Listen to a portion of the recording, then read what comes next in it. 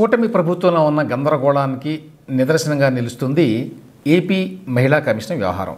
ఈ కమిషన్ చైర్పర్సన్గా ప్రస్తుతం ఉన్నటువంటి గజ్జల వెంకటలక్ష్మి ఆ పదవి యొక్క స్థాయిని పూర్తిగా దిగజార్చారు. ఆమె నియమించింది జగన్మోహన్ రెడ్డి గారి ప్రభుత్వం.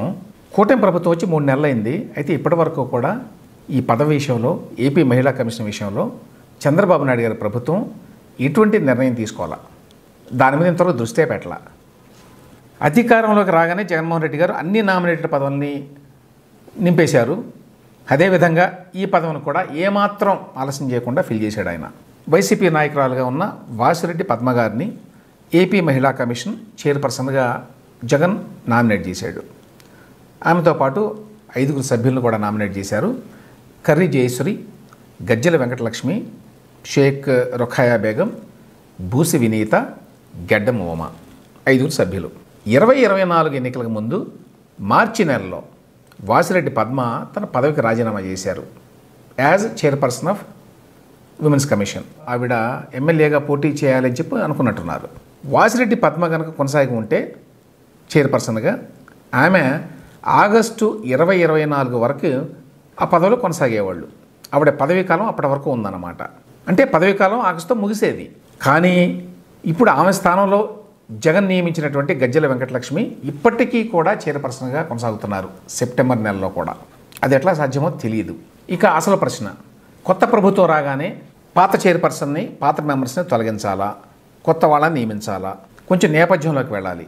ఈ మహిళల హక్కుల్ని పరిరక్షించడానికి జాతీయ స్థాయిలో అట్లాగనే రాష్ట్ర స్థాయిలో ఈ మహిళా కమిషన్లన్నీ ఏర్పాటు చేశారు దేశంలో.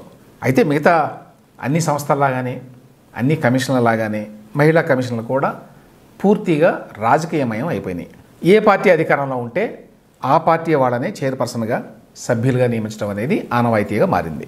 గతంలో చైర్పర్సన్గా ఉన్న వాసిరెడ్డి పద్మ వైసీపీ నాయకురాలే, అందరికీ తెలుసు. అయితే అధికార పార్టీకి అనుకూలంగా వ్యవహరించిన ఓవరాల్గా వాసిరెడ్డి పద్మ వ్యవహార శైలి కొంచెం హుందాగానే ఉండేది ఓవరాల్గా. అయితే ఇప్పుడు చైర్పర్సన్గా ఉన్న గజ్జల వెంకటలక్ష్మి రెడ్డి ఆ పదవి స్థాయిని పూర్తిగా దిగజార్చారు. గతంలో ఆవిడ కమిషన్ సభ్యురాలుగా ఉన్నారని చెప్పుకున్నాం కదా. అప్పుడే ఆవిడ తోటి మహిళల మీద చాలా స్థాయి దిగజారి మాట్లాడారు. ఇక అంతకుముందు అయితే వైసీపీలో ఉన్నప్పుడు ఆమె మాట్లాడిన మాటలు వింటే ఇలాంటి వాళ్ళు మహిళా కమిషన్ సభ్యులుగా కానీ చైర్పర్సన్గా కానీ ఉండటానికి తగిన వాళ్ళేనా అనే అనుమానం రాకమానదు. ఒకసారి ఆవిడ మాటలు వినండి. నీ బొచ్చు ఊడబెరికి, నీ విగ్గు ఊడబెరికి పంపిస్తారు, జాగ్రత్త. వస్తే బోడి రాధా, బోడి అనురాధ, నీవు పంచుమర్తి అనురాధ అనకుండా బోడి అనురాధ అని పెట్టుకో, నీకు కరెక్ట్ గా సెట్ అవుతుంది. నీకు ఒక విషయం ఏమన్నావు, లోకేష్ పంచాయతీరాజ్ అభివృద్ధి చేశాడంట 100 కోట్లంట. బొచ్చుముండా నీకు 100 కోట్లని ఎల్ఈడి బల్బులు అని, రోడ్లని, అవ్వని ఇవ్వని, వర్ధంతికి జయంతికి తేడా తెలియని ఒక గున్న ఏనుగును పంచాయతీరాజ్ శాఖ మంత్రులుగా నిలబెట్టి ఏది ప్రజల్లో పోయి ఓట్లేపించుకోకుండానే దొడ్డిదారిన మంత్రి అయినా కనీసం తను నిలబడిన స్థానంలో మంగళగిరి అని పలకడం కూడా చేతగాని మందలగిరి అని పిలిచే లోకేష్ నాయుడుతో మా పెద్ద ఆయనను పోల్చి చెప్పే నీ అంత అవివేకి, అజ్ఞాని ఇంకొకరు ఉండరు. ఓసే బోడి అనురాధ, నీకొకటే చెప్తున్నా, నిన్ను బోడే అనే పిలుస్తాను, ఎందుకంటే నీది బొచ్చు కాదు కాబట్టి. టీడీపీ నాయకురాలు పంచుమర్తి అనురాధ మీద ఆవిడ చేసిన వ్యాఖ్యలు ఇవి. మహిళల హక్కుల్ని కాపాడాల్సినటువంటి పదవిలో ఉన్న ఈ గజ్జల లక్ష్మి గారు తోటి మహిళ మీద ఎట్లాంటి అసభ్య పదజాలం ఉపయోగించారో చూడండి. అదొకటే కాదు, పంచుమర్తి అనురాధ గారు క్యాన్సర్ సర్వైవర్. క్యాన్సర్ పేషెంట్లకి జుట్టు ఊడిపోవడం అనేది సహజం, అందరికీ తెలుసు. ఆ విషయాన్ని కూడా ఈ గజ్జల లక్ష్మీరెడ్డి ఎంత చీప్గా మాట్లాడారో చూడండి.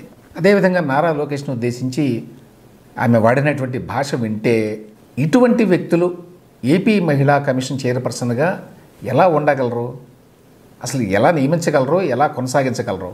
తానొక స్టాట్యుటరీ బాడీకి చైర్పర్సన్ అనేటువంటి ఇంగితాన్ని మరిచి ఈ కొత్త ప్రభుత్వం వచ్చిన తర్వాత కూడా, కూటమి ప్రభుత్వం వచ్చిన తర్వాత కూడా ఆమె పార్టీ వైఖరితోటే, అంటే వైసీపీ వైఖరితోటే మాట్లాడుతూ ఉన్నారు.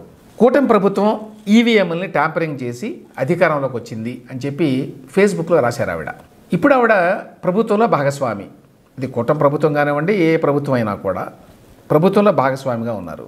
ఉమెన్స్ కమిషన్ చైర్పర్సన్ అటువంటి కామెంట్స్ చేయడానికి వీల్లేదు ప్రభుత్వంలో ఉండి. ఒకవేళ ఆవిడ నిజంగానే నమ్ముతున్నారనుకోండి, ఈవీఎంలు మ్యానిపులేట్ చేసి కుటుంబ ప్రభుత్వం అధికారంలోకి వచ్చిందని, ఆవిడకి ఆ ఉద్దేశం ఉంటే, ఆ భావన ఉంటే తక్షణం తన పదవి నుంచి వైదొలిగి అప్పుడు విమర్శలు చేయొచ్చు ఓపెన్గా. కానీ గమ్మత్తు ఏంటంటే కూటమి ప్రభుత్వం ఆమెని ఇంతవరకు తొలగించడానికి ప్రయత్నం చేయలేదు. దానికి తోడు తాజాగా ఉమెన్స్ కమిషన్ చైర్పర్సన్గా ఆమెకి నెలకి 2 లక్షల రూపాయల జీతభత్యాన్ని ఖరారు చేస్తూ ఆర్డర్ ఇచ్చింది మొన్న ఈ మధ్యనే చంద్రబాబు నాయుడు గారి ప్రభుత్వం. మరి కూటమి ప్రభుత్వం ఇట్లా కళ్ళు మూసుకుని ఉండటానికి కారణం ఏంటో తెలియదు. ఉమెన్స్ కమిషన్ చైర్పర్సన్ పదవి నాకు తెలిసిన మేరకు కాన్స్టిట్యూషనల్ పోస్ట్ కాదు, అది స్టాట్యూటరీ పోస్టు. కాన్స్టిట్యూషనల్ పోస్టు అంటే రాజ్యాంగబద్ధమైన పోస్టు. ఆ పదవికి నియామకం కానీ తీసేయడం కానీ ఏదైనా కూడా రాజ్యాంగబద్ధంగా జరగాలి. అంటే ఆ పదవిలో ఉన్న వాళ్ళని తొలగించేటువంటి అధికారం ఓన్లీ రాష్ట్రపతికి మాత్రమే ఉంటుంది. అయినా కూడా ఈ మారిన రాజకీయ పరిస్థితుల నేపథ్యంలో ఏపీపీఎస్సీకి చైర్మన్గా ఉన్నటువంటి గౌతమ్ సవాంగ్ గారు కొత్త ప్రభుత్వం అధికారంలోకి రాగానే తన పదవికి రాజీనామా చేశాడు. యాక్చువల్గా ఏపీపీఎస్సీ చైర్మన్ పదవి కాన్స్టిట్యూషనల్ పోస్టు. ఆయనని ప్రభుత్వం తొలగించలేదు. దానికి చాలా పెద్ద కాంప్లికేటెడ్ ప్రొసీజర్ ఉంది. మరి ఉమెన్స్ కమిషన్ చైర్పర్సన్ తొలగించే అధికారం నాకు తెలిసినంతవరకు రాష్ట్ర ప్రభుత్వానిదే. అయినా ఎందుకు యాక్షన్ తీసుకోలేదో తెలియదు. అది పక్కన పెడితే ఏమాత్రం ఇంటిగ్రిటీ నిజాయితీ ఉన్నా కూడా గత ప్రభుత్వంలో నియమించబడి పాత రాజకీయ వాసనలో పార్టీ వాసనలో పుష్కలంగా ఉన్నటువంటి గజ్జల లక్ష్మీరెడ్డి గారు తనంతట తానే రాజీనామా చేయాల్సింది. అయితే ఆమె ఇప్పటికీ కూడా ఆ పదవిలో కొనసాగుతూనే ప్రభుత్వం మీద ఇష్టారాజ్యంగా మాట్లాడుతున్నారు. ఒకవేళ జగన్మోహన్ రెడ్డి గారి ప్రభుత్వంలో ఇట్లా జరిగి ఉంటే ఒక్క క్షణం కూడా ఆ పదవిలో ఉంచేవారు కాదు అని చెప్పి ప్రత్యేకంగా చెప్పనక్కర్లా. So this entire thing actually reflects on the alliance government.